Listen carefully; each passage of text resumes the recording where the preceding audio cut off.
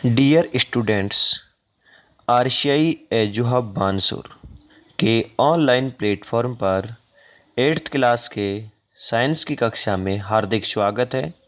अपना बेटा chapter number 7 चल रहा था और चैप्टर नंबर जो 7 था उस चैप्टर नंबर 7 से जो आज अपना टॉपिक जो चलेगा वो टॉपिक होगा अपना बायोडाइवर्सिटी।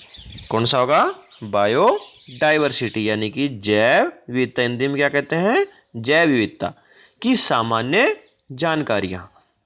तो देखिए बेटा, सबसे पहले जैव विविधता किसी क्षेत्र विशेष में पाए जाने वाले पेड़ पौधे व जीव जंतुओं की प्रजातियों को उस क्षेत्र की जैव विविधता कहते हैं।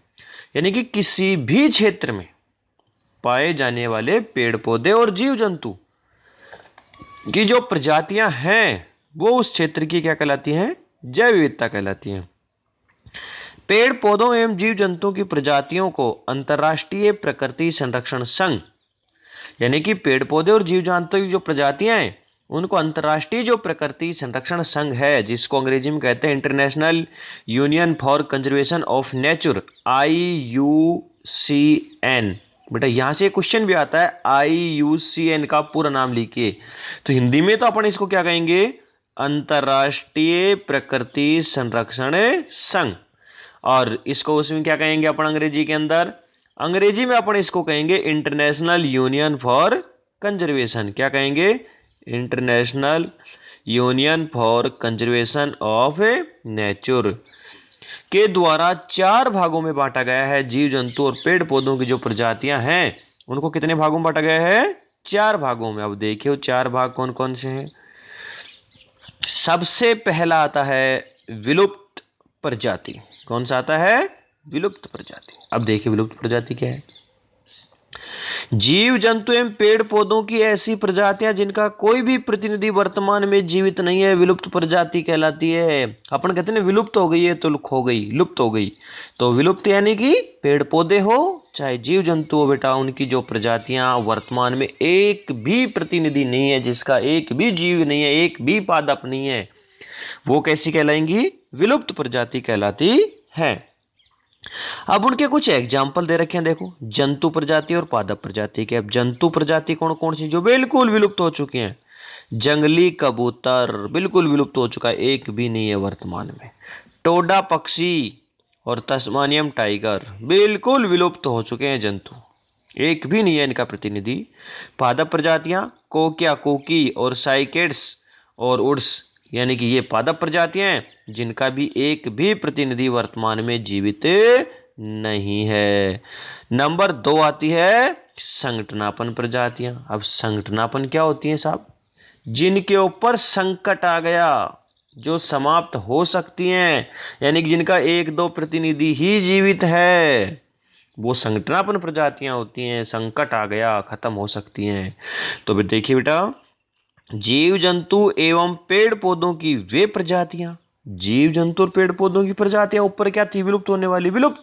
और यहां जिनके ऊपर संकट आ रहा है वो संगठनापन। देखिए प्रजातियां जिनकी संख्या निरंतर एक निर्धारित स्तर से कम होती जा रही है, यानी कि एक स्तर जो था 100 थे, 200 थे, 300 उनकी संख्या थी, उसमें डायरेक्टली वो कम होते गए, आंकड़ा आ गया है एक फिक्स। यदि समय रहते इनके संरक्षण के उपाय नहीं किए गए तो वे निकट समय में विलुप्त हो सकती हैं। संगठनापन प्रजातियां कहलाती हैं, यानी कि उनके ऊपर संकट आ जाएगा, यदि संरक्षण नहीं किया गया तो वो भी विलुप्त हो जाएंगी। जंतु प्रजाति देखिए, जैसे एशियाटिक सिंह, गंगा नदी की डॉल्फिन, मृग कौन से? कृष्ण मृग, काले हिरण, गिद्ध, सोन चिरैया आदि संगठनापन प्रजातियां हैं, यानी कि इनकी जो प्रजातियां हैं उनके कुछ ही प्रतिनिधि वर्तमान में जीवित हैं, यानी कि इनके जो जीवन है उसके ऊपर संकट आया हुआ है। और पादप प्रजाति की बात करें तो पादप प्रजाति कौन कौन सी है जो संगठनापन है? रोहिड़ा, बिल्कुल राजस्थान के अंदर अपन जो राजस्थान का सागवान कहते हैं, रोहिड़ा को संकट है, उसके ऊपर समाप्त हो सकता है। गूगल, इंद्रोक, फोग या फोगड़ा, ये सभी समाप्त होने वाले हैं।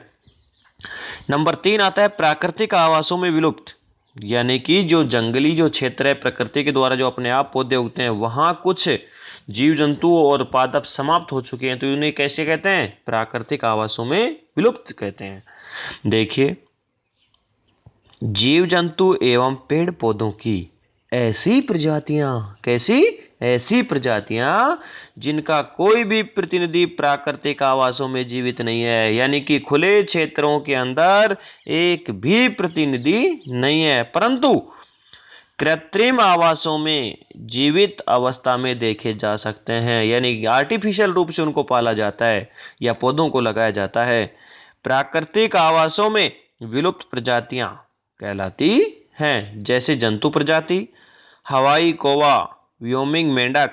जंतु प्रजातियां काली मेंथन मैंगो यानी कस्तूरी, जो वर्तमान में क्या हो चुके हैं, बिल्कुल प्राकृतिक आवासों में समाप्त हो चुके हैं और कृत्रिम यानी आर्टिफिशियल तरीके से ही उनको लगाया जा रहा है।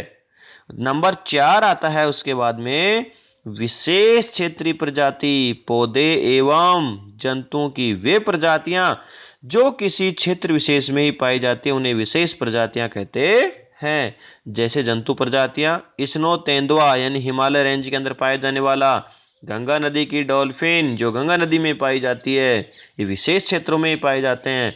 पादप प्रजातियां इंद्रोक, सूफोग राजस्थान के अंदर पाया जाता है, लाल चंदन दक्षिणी पश्चिमी घाट के अंदर पाया जाता है।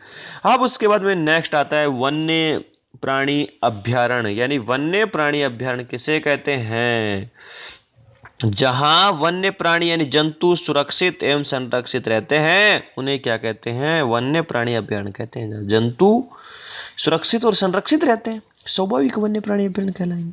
चिड़ियाघर किसे कहते हैं, ऐसा स्थान जहां प्राणी अपने कृत्रिम आवासों में सुरक्षित रहते हैं, चिड़ियाघर कहलाते हैं। बेटा चिड़ियाघर आर्टिफिशियल तरीके से बनाए जाते हैं, यानी कृत्रिम तरीके से आवास बनाए जाते हैं जहां अपन जंतुओं को रखते हैं, जंगली जंतुओं को रखते हैं, तो वो क्या कहलाते हैं, चिड़ियाघर कहलाते हैं।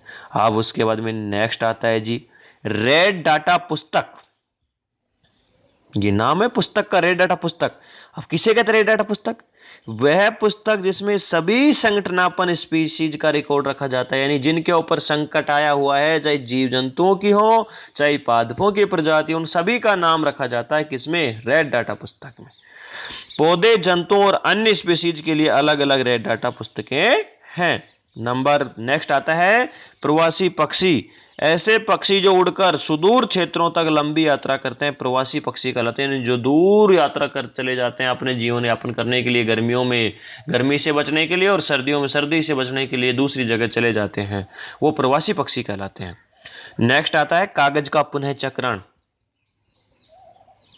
1 टन कागज प्राप्त करने के लिए पूर्ण रूपेण विकसित 17 वृक्षों को काटा जाता है। बेटा 1 टन कागज जो अपन नोटबुक काम में ले रहे हैं, 1 टन कागज प्राप्त करने के लिए 17 वृक्षों को काटा जाता है। अतः कागज की बचत करनी चाहिए तथा कागज का पुनः उपयोग और पुनः चक्रण करना चाहिए। पुनः उपयोग का मतलब दोबारा उपयोग करना है, पुनः चक्रण का मतलब उसको रिसाइकिल करना चाहिए, यानी कि उसको गला के दोबारा कागज उससे बनाना चाहिए। तो ये था बेटा आज का जो अपनी क्लास का जो टॉपिक, यानी कागज का पुनः चक्रण हो गया, और इधर से हो गया अपने प्रवासी पक्षी और रेड डाटा पुस्तक, चिड़ियाघर और वन्य प्राणी अभ्यारण्य, और इधर से हो गया अपने जो पहला था टॉपिक अपना जैव विविधता, बायोडाइवर्सिटी, ये हो गए। तो अब ये जो थे वो टॉपिक अपने हुए पूरे। अब उसके बाद में नेक्स्ट अपन देखते हैं इस क्लास के अंदर नेक्स्ट जो होता है वो क्या होता है।